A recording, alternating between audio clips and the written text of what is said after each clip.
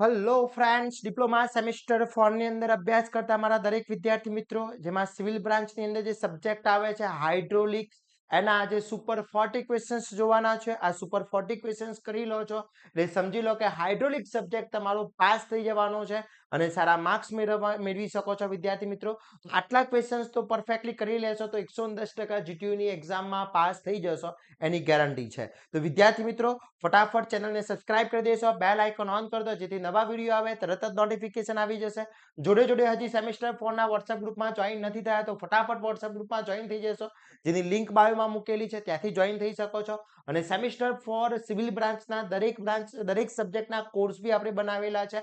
એમાં જે super 40 question છે વિથ આન્સર એની અંદર ઇન્ક્લુડ છે.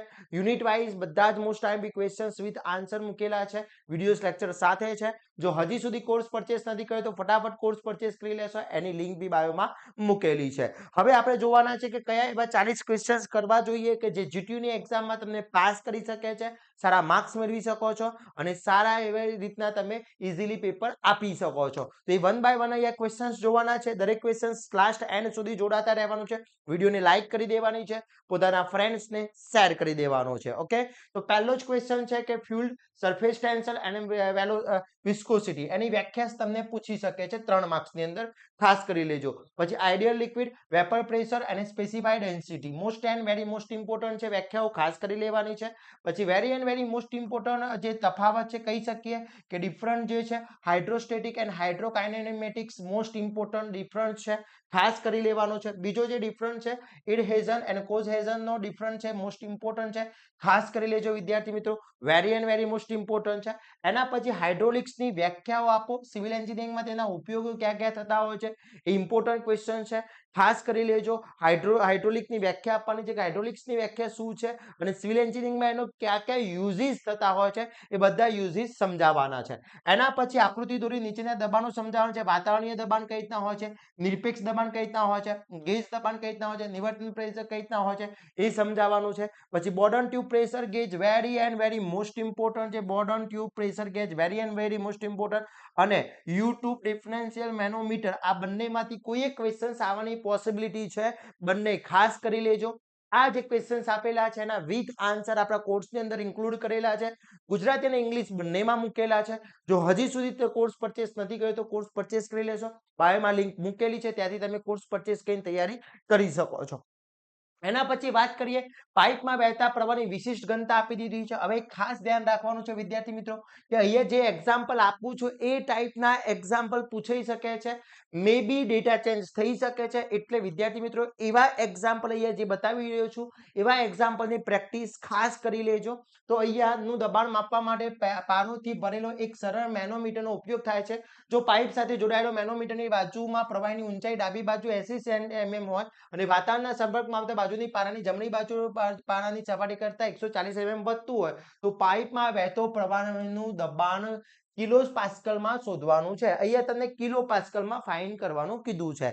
ડેટા ચેન્જીસ થઈ શકે છે, ધ્યાન રાખવાનું બેટા.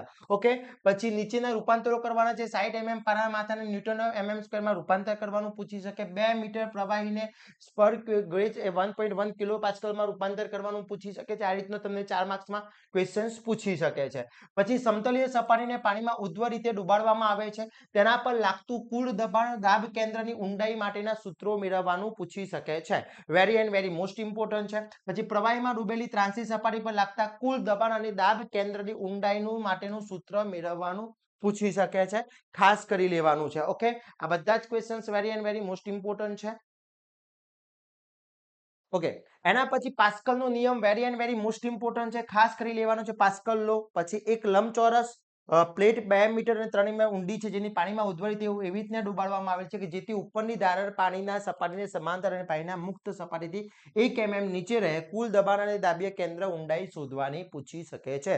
ડેટા ખાસ ચેન્જ થશે બેટા, એટલે ધ્યાન રાખજો, પ્રેક્ટિસ કરી લેજો. ઓકે, એના પછી સમબાજુ ત્રિકોણ પ્લેટ અને ત્રિકોણ બાજુની 1.20 mm મીટર છે, 1.8 1.08 વિશિષ્ટ ઘનતા પ્રવાહીના ડુબાડેલી છે. પ્લેટની બાજુની મુક્ત સપાટી 0.6 મીટર ઊંડાઈએ સમાંતર હોય તો દાબ કેન્દ્ર અને પ્લેટ પર લાગતું કુલ બળની માત્રા ફાઇન્ડ કરવાની પૂછી શકે છે. પછી પ્રવાહીના પ્રકાર સમજાવવાનું પૂછી શકે છે થિયરીની અંદર. લેમિનાર ફ્લો અને ટ્યુબ્યુલર ફ્લો મોસ્ટ ઇમ્પોર્ટન્ટ છે. સત્યતા સમીકરણ સમજાવવાનું પૂછી શકે છે. આમાં થિયરી બી એટલી જ રહેવાની છે, એક્ઝામ્પલ બી એટલા જ રહેવાના છે, એટલે બંનેને વેટેજ સેમ રહેશે બેટા. એટલે બંનેને ખાસ થોડું માન આપજો, તૈયારી કરજો, તૈયારી પરફેક્ટલી કરી લેવાની છે. એના પછી એક પાઇપના વ્યાસનો સેક્શન 1 અને 2 અનુક્રમે 10 સેન્ટીમીટર અને 15 સેન્ટીમીટર છે. પાઇપમાંથી વહેતો પાણીનો વેગ એક સેક્શન 1 આગળ 5 મીટર પ્રતિ સેકન્ડ હોય તો ડિસ્ચાર્જ શોધો અને સેક્શન 2 આગળનો વેગ બી શોધવાનો છે. પછી બર્નોલી થિયરમ લખવાનો અને તેની ધારણાઓ મોસ્ટ ઇમ્પોર્ટન્ટ ખાસ કરી લેજો, પેપરની અંદર આવશે. વર્ચ્યુઅલ મીટરના વિવિધ ઘટકો આકૃતિ દોરી સમજાવો, મોસ્ટ ઇમ્પોર્ટન્ટ. પ્યુટર ટ્યુબ મોસ્ટ ઇમ્પોર્ટન્ટ અને બર્નોલી સમીકરણ મોસ્ટ ઇમ્પોર્ટન્ટ ક્વેશ્ચન્સ છે, તો ખાસ કરી લેવાનો છે વિદ્યાર્થી મિત્રો. એના પછીની વાત કરીએ, નેક્સ્ટ ક્વેશ્ચન છે કે અહીંયા એક્ઝામ્પલ જે આપેલા છે, એક્ઝામ્પલ ખાસ જોઈ લેજો. આ બધા જે એક્ઝામ્પલ અહીંયા આપેલા છે એ એક્ઝામ્પલ ખાસ જોઈ લેવાના છે. Very and very most important છે. ડેટા ચેન્જીસ થશે એક્ઝામ્પલમાં, એક ખાસ ધ્યાન રાખવાનું છે. એના પછી વર્તુળાકાર ઓરિફિસ માટે સીવી, સીસી અને સીડી વચ્ચેનો સંબંધ મેળવવાનું પૂછી શકે છે, મોસ્ટ ઇમ્પોર્ટન્ટ છે. પછી વેગ ગુણોત્તર સીવી શોધવાનું સ્ટ્રેટેજિકની રીત સમજાવવાની છે. આકૃતિ સહી વેના કોન્ટ્રાક્ટ સમજાવવાનું પૂછી શકે છે. એરિયાફેસ વર્ગીકરણ પૂછી શકે છે, મોસ્ટ ઇમ્પોર્ટન્ટ છે. અને આ ટાઈપનો એક એક્ઝામ્પલ આવી શકે છે, તો આ એક્ઝામ્પલ બી એકવાર કરી લેજો. ઓકે, બધા જ ક્વેશ્ચન્સ મોસ્ટ ઇમ્પોર્ટન્ટ છે, એક્ઝામ્પલ બી ઇમ્પોર્ટન્ટ છે અને થિયરી બી ઇમ્પોર્ટન્ટ છે. તો આ બંનેમાં ખાસ વિદ્યાર્થી મિત્રો ધ્યાન રાખવાનું છે. લંબચોરસ નોચ પરથી પસાર થતા ડિસ્ચાર્જનું સૂત્ર મેળવવાનું બી પૂછી શકે છે. Very and very most important છે. એના પછી નોચ અને વિયરનો તફાવત આપવાનું પૂછી શકે છે. નોચ અને વિયર વચ્ચેનો તફાવત શું છે સમજાવવાનું પૂછી શકે છે. પછી 90 ની ત્રિકોણના ખાંચે પ્રવાહી માપવા માટે વાપરી છે. ખાંચ ઉપરની ઊંડાઈ 35 સેન્ટીમીટર હોય તો નિકાસ લીટર પર સેકન્ડમાં શોધવાનું છે. સીડી 0.60 લેવાનો છે. અહીંયા ડેલ્ટા ચેન્જીસ થઈ શકશે. એ જ પ્રમાણે બીજો એક્ઝામ્પલ અહીંયા બતાવેલો છે, એ બી એક ખાસ ચેક કરી લેજો વિદ્યાર્થી મિત્રો, મોસ્ટ ઇમ્પોર્ટન્ટ છે. પાઇપમાં થતા સોર્સ વેવ માટેના ડાર્સીનું સૂત્ર મોસ્ટ ઇમ્પોર્ટન્ટ છે, તારવવાનું પૂછી શકે છે. પછી એક એક્ઝામ્પલ અહીંયા બતાવેલો છે કે એમાં પાઇપની લંબાઈની, પાઇપ માટેના 1 શકાય વ્યાસની પાઇપની ગણતરી કરવાની છે. પછી જલીય કૂદકો સમજાવવાનો છે. વોટર જમ્પ શું છે, મોસ્ટ ઇમ્પોર્ટન્ટ છે. સૌથી કરકસરયુક્ત લંબચોરસ આડછેદ માટેની શરતો સમજાવવાની પૂછી શકે છે. સૌથી કરકસરયુક્ત સમલંબ આડછેદ માટેની શરતો પૂછી શકે છે. આ બંનેમાંથી એક તમારી કન્ડિશન આવશે, ખાસ કરી લેજો. પાઇપનો પ્રવાહ અને નહેરનો પ્રવાહ વચ્ચેનો તફાવત બી પૂછી શકે છે કે પાઇપમાંથી જે વહેતો પ્રવાહ હોય અને નહેરમાં જે વહેતો પ્રવાહ હોય, આ બંનેમાં શું ડિફરન્ટ હોય છે એ તમને સમજાવવાનું પૂછી શકે છે.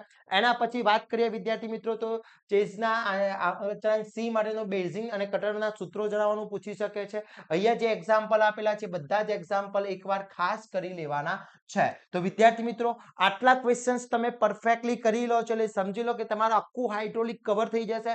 સારા માર્ક્સ મેળવી શકો છો. પાસ તો 110% થઈ જશો, એમાં કોઈ શંકાનું સ્થાન જ નથી વિદ્યાર્થી મિત્રો. તો પાસ થવું છે તો આટલા ક્વેશ્ચન્સ તો ઇનફ છે, પણ સારા માર્ક્સ બી લાવી શકો છો.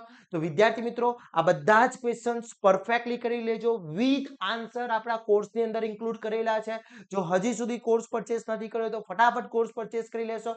લિંક બી બાયોમાં મૂકેલી છે, ત્યાંથી બી કોર્સ પરચેસ કરી શકો છો અને આ વિડીયોને તમારા ફ્રેન્ડ સુધી પહોંચાડી દેશો, જેથી દરેક વિદ્યાર્થી મિત્રો આનો લાભ મેળવી શકે અને તૈયારી કરી શકે. અને આવા જ નવા વિડીયો સાથે નવા દિવસે મળીશું. ત્યાં સુધી વિદ્યાર્થી મિત્રો મને રજા આપશો.